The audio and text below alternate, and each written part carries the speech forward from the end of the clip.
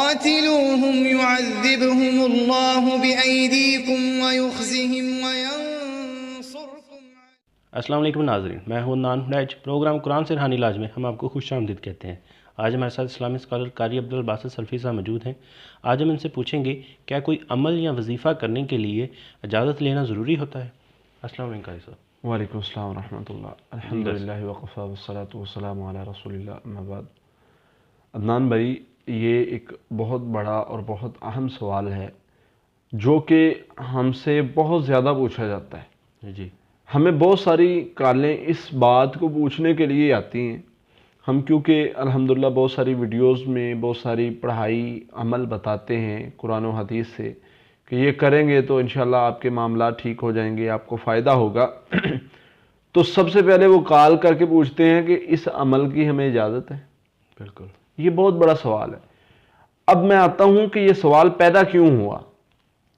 اب بہت سارے لوگ جنہوں نے خود ساختہ وظائف بتائے، خود ساختہ اعمال بتائے، خود ساختہ طریقے پیدا کیے اپنی دکانداری بڑھانے کے لیے، اپنا نام پیدا کرنے کے لیے، اور پھر لوگوں میں ڈر پیدا کر دیا کہ اگر تم یہ عمل کرو گے بغیر ہماری اجازت کے تو تمہیں نقصان ہوگا۔ کیونکہ اب ایک بندے کو وہ چاہتے ہیں عمل بتایا تو وہ ہمارے ساتھ اٹیچ رہے، ہمارے کہنے کے بغیر نہ عمل کر سکے۔ اگر وہ آگے بتاتا ہے تو وہ بھی ہم سے اجازت لے، ہم سے پوچھے، پھر وہ کوئی عمل کر سکے، ادروائز نہ کر سکے۔ ایسے لوگوں نے، جن لوگوں نے اپنی دکان کو چمکانا تھا، جن لوگوں نے اپنے آپ کو مشہور کرنا تھا، جو لوگ چاہتے تھے کہ ہمارا ایک نام اور سٹیٹس بنے، اور انہوں نے ان لوگوں کا استعمال کیا جن کو دین کی سمجھ نہیں تھی۔ اور آج کل لوگوں کو اس بات کا علم ہی نہیں ہے۔ مجھے سوال کرتے ہیں، جی قاری صاحب بتائیں، وہ آپ نے پڑھائی بتائی ہے، اس کی اجازت ہے؟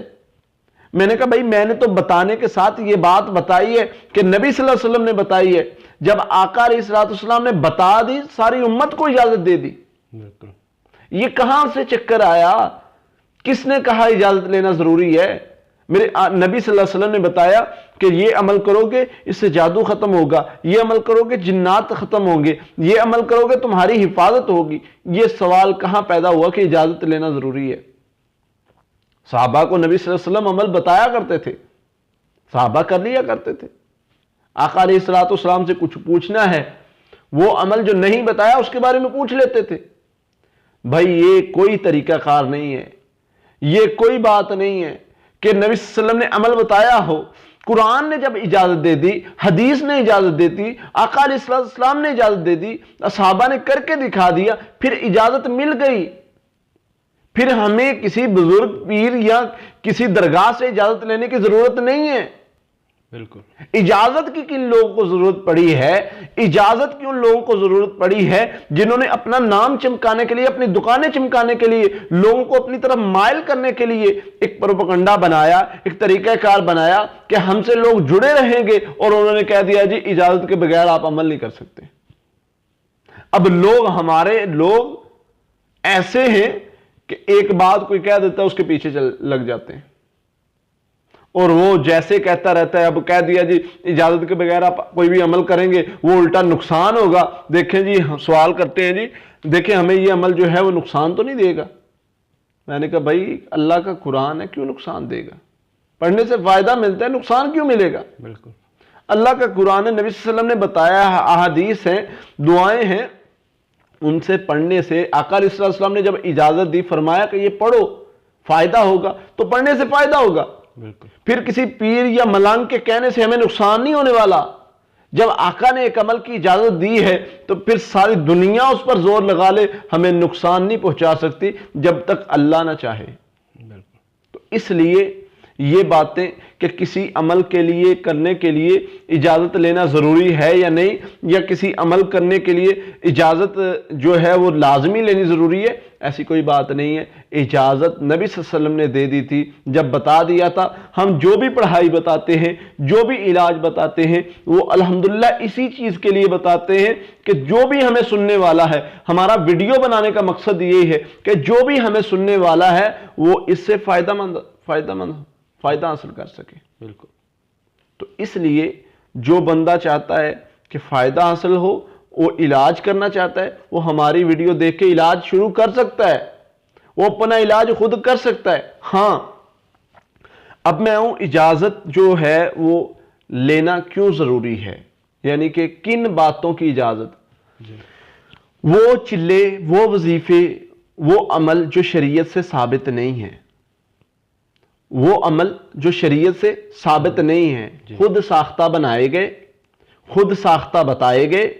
مثلا کوئی بتا دیا جی ناد علی جو ہے وہ قبرستان میں اتنے دن اتنی بار پڑھنا ہے، وہ شیطانیت کو، شیطانی عمل یا شیطانوں کو راضی کرنے والے عمل، کوئی اس طرح کے اگر عمل ہوں گے تو وہ جادوگروں کے یہ اصولوں میں ہے کہ ان سے اجازت لیے بغیر وہ عمل نہیں کر سکتے۔ ادروائز جو قرآن اور حدیث میں علاج کا طریقہ کار ہے، کوئی عمل کرنے کا طریقہ کار ہے، آقا علیہ الصلوۃ والسلام نے ایک بار بتا دیا کہ یہ عمل کرو گے فائدہ ہوگا، تو صحابہ نے آگے پہنچا دیا، صحابیات نے عمل کر کے دکھا دیا، پھر اس میں بار بار نہیں پوچھا کہ آقا مجھے بھی اجازت ہے یا نہیں، میں بھی عمل کر سکتا ہوں یا نہیں، بار بار نہیں پوچھا، عمل کر لیا۔ اسی لیے ہمارے لیے جو آقا علیہ السلام نے عمل بتایا ہے وہ ہم کر سکتے ہیں، احادیث نے عمل بتایا ہے وہ ہم کر سکتے ہیں، قرآن میں جو ہے وہ ہم پڑھ سکتے ہیں، اس سے ہمیں فائدہ ہی ہوگا، نقصان نہیں ہو سکتا۔ ہاں جو خود ساختہ بنائے گئے طریقے کار ہیں وہ جیسے بھی کہتے رہیں، جیسے بھی کرتے رہیں، یہ ان کی باتیں ہیں، قرآن و احادیث کے اعمال میں اجازت لینا ضروری نہیں ہے۔ اگر آپ چاہتے ہیں کہ کوئی بھی عمل کرنا، کوئی بھی علاج کرنا جو ہم نے بتائے ہوئے ہیں ان میں اجازت لینا ضروری نہیں ہے، وہ آپ کر سکتے ہیں۔ بالکل، بہت بہت شکریہ قاری صاحب۔ جی ناظرین، اگلے پروگرام میں اگلے سوال کے ساتھ آپ کے سامنے پھر حاضر ہوں گے، تب تک کے لیے اللہ حافظ۔ قاتلوهم يعذبهم الله بأيديكم ويخزهم